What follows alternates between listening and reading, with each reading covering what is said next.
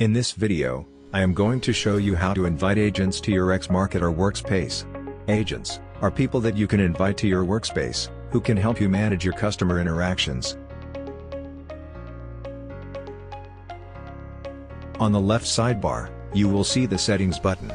Click on the button to open the Settings page. On this page, select the Team section on the left submenu. Once you click on it, you will see your team settings in front of you. To invite an agent, enter their first name and their last name in the corresponding input boxes.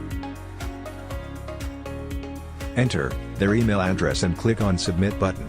When you click on the Submit button, an invitation is sent to the agent's email ID. Once the agent accepts your invitation, they will be added to your workspace. You will be able to see their activities on the dashboard and on Team Settings page.